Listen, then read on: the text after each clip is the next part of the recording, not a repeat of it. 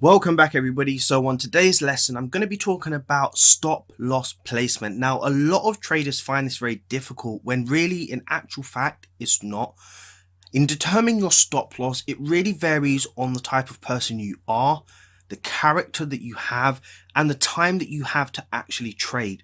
Now, what you have to really understand is that this business, in terms of Forex and trading, is all to do with numbers. Now, the attributes that you need in terms of being disciplined, in control of your emotions, being able to control your psychology, etc., is all true, but realistically, unless you're taking the trades and allowing the numbers games to play out for you, then all of that's not going to really work.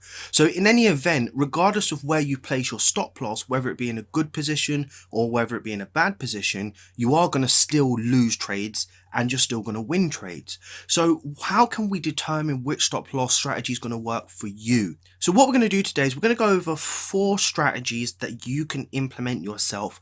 Not all of them are going to be for you, maybe 1 or 2, but you can make that decision and you can go from here. And I really hope this helps, because this helped me in the beginning when I started trading, and then I decided to fix onto one that I found that worked best for me, my personality, my character, and obviously from where I was coming from in terms of my lifestyle. So the first one we're going to look at is the set and forget. Now, you all probably have heard about this, and most traders say just set your trade, let it play out, and whatever else. Well, I agree with that to a certain extent, but I think that the set and forget strategy personally is more for those that are not in control of their emotions, because a lot of traders think to themselves, well, do you know what, if I place a trade and I stare at the charts long enough, then I'll be able to help control the candles move in the direction that I want, and I'll be able to telepathically tell the candles to go down, and if I start to draw levels in the market, then it's going to start to respect it. I mean, I've been there and done it, so it's all funny, but we know it doesn't work. So what is a set and forget strategy, and why is it good? Well, to be honest with you, it just allows you to enter the market, allow for the trade to play out, and remove you and your emotions from staring at those charts.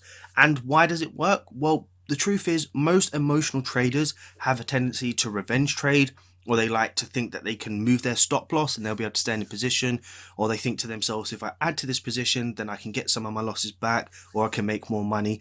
And setting and forgetting really removes that temptation. So what do you do in a set and forget situation? Well, you remove emotions. Simple as that.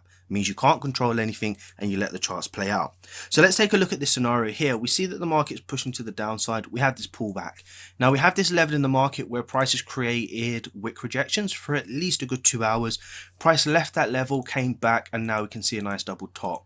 Now for about 2 hours, price didn't move. We saw a lot of indecision, and then we saw an impulse of bearish pressure to the downside. So let's take this trade. We see a nice bearish engulfing candle. We set our trade, stop loss above structure, and then go for your targets. I always personally like to go for 1 to 3, so that's what I'm going to be doing in this situation. So we have a 1 to 3 risk to reward ratio trade, give or take here or there.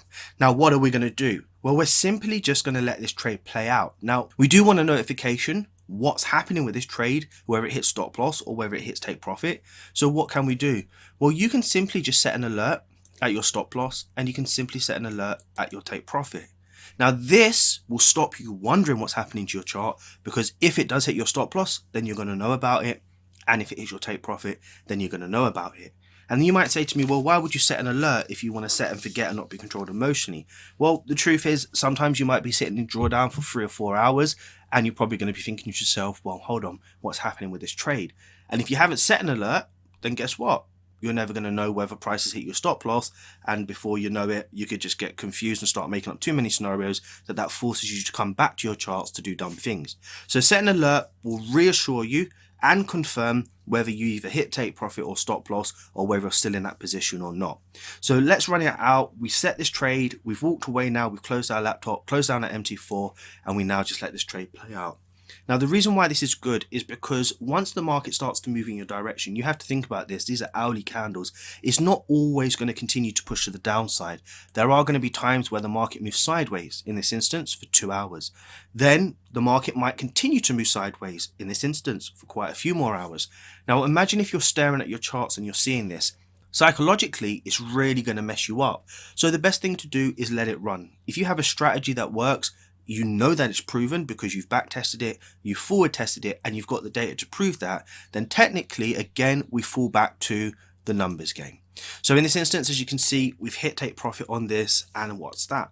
Bob's your uncle. Now, they're not all going to hit take profit. You are going to obviously lose some of them, but in an instance like this, we hit take profit. And I think personally, for those that are more not in tune with their emotions, this is the best strategy to go for. So I hope that was helpful. So in our second example, we're going to use a strategy called the trailing stop. Now, most people will see the trailing stop differently, but the strategy that I'm going to show now is really for those that are in control of their emotions. Now, these type of traders, they're happy to take small profits on a regular basis by managing their trades very aggressively. Now, what does this allow them to do? Well, it allows them to take advantage of tight entries so that they can increase their odds of gain, which means they can go in with a slightly bigger lot size. If they lose, they're still only losing a small percentage or a percentage of their account size, but they're also allowing room for when the market moves in the direction to really take advantage of big profits. Now, with this strategy, it's not for the faint-hearted.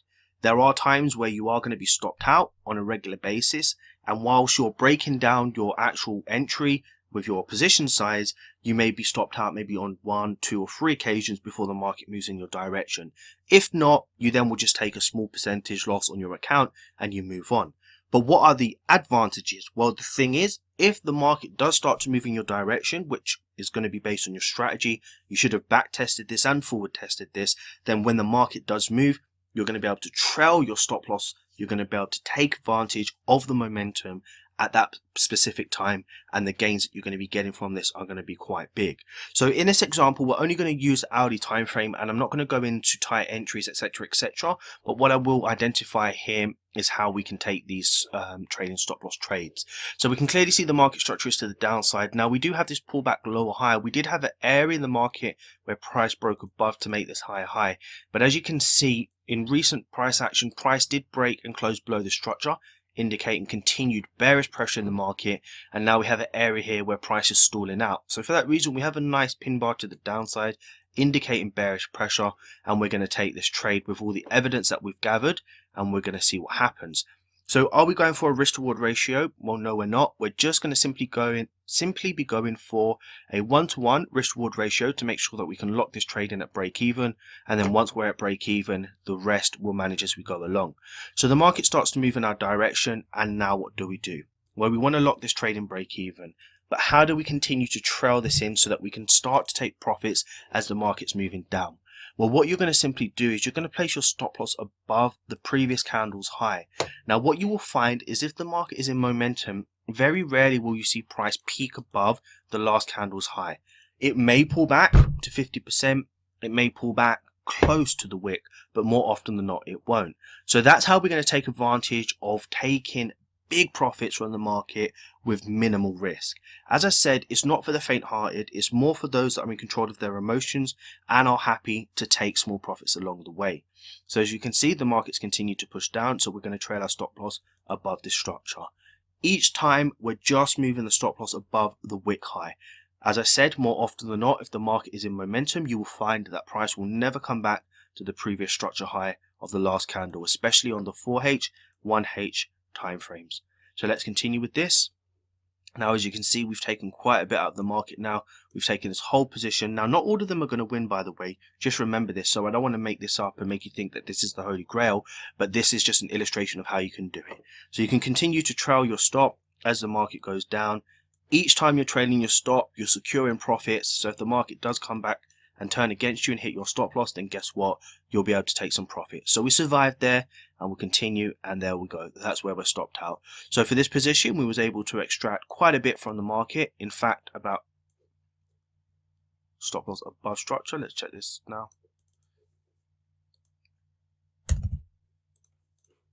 Stop loss above structure. We was able to extract a good 4.5 R from this position, so it's huge. Now, this is great, as I said, if you really want to get in the markets to extract as much as you can and only take advantage of big moves when the market's in momentum. If the market's not, then you will find that you will be stopped out, especially if it's ranging or not moving in the direction you want it to go. But this strategy itself is amazing, and I think those that are more in control of their emotions, go for it, because this is where some of the biggest profits are going to come from. Remember, it's not about trying to make money every single trade that you take. It's more about risk management and then capitalizing when those trades come along. So the next strategy we're going to look at is a fixed stop loss strategy. Now this is more for those that are disciplined and systematic, those that really want to play the numbers game and are happy to take 100 trades and then evaluate their percent gain at the end of the 100 trades. Now there's no time for what ifs for these traders. It's just literally get into the market, manage my trade according to my plan, not to deviate, just to continue to be disciplined and patient and just play the numbers game. So how does this work? Well, we're going to give you an example here. We can see price action is stalling out around this level.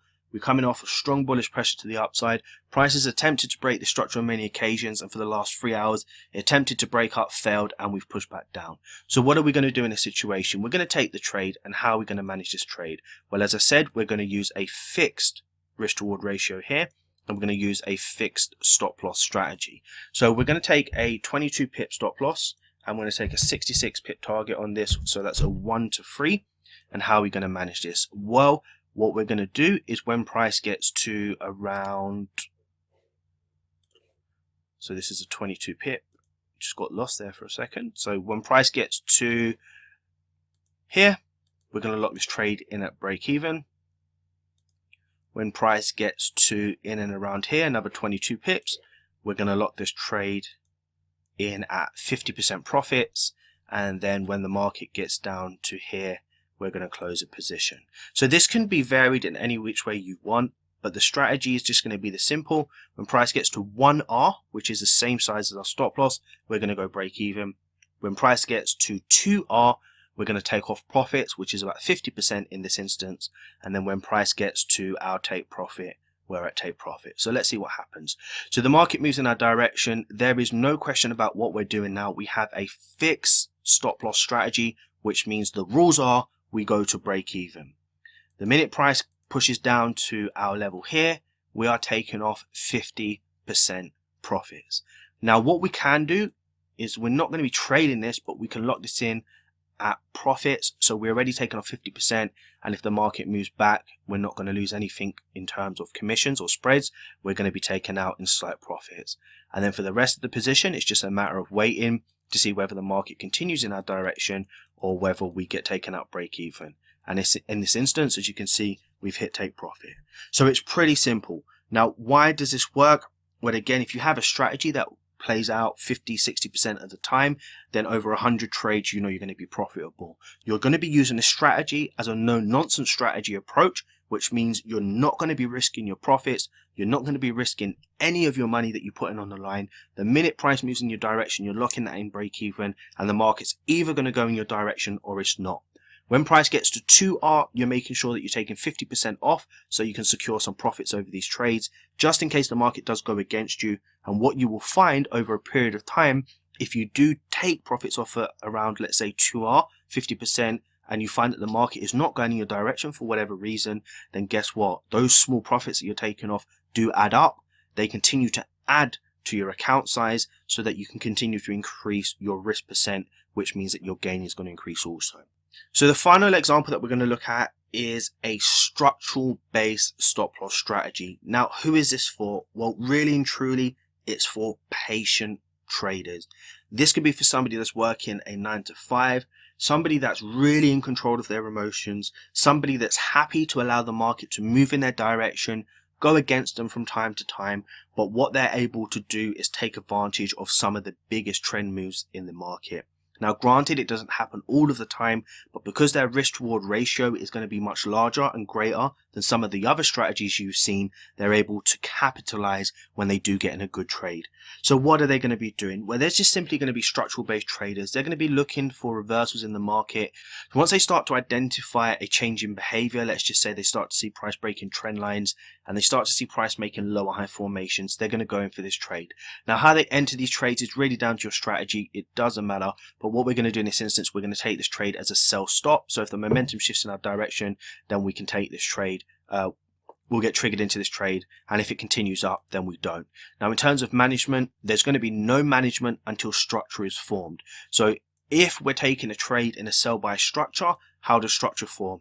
It structures as a lower low, lower high, lower low, lower high, and that's what we're going to be waiting for with this example.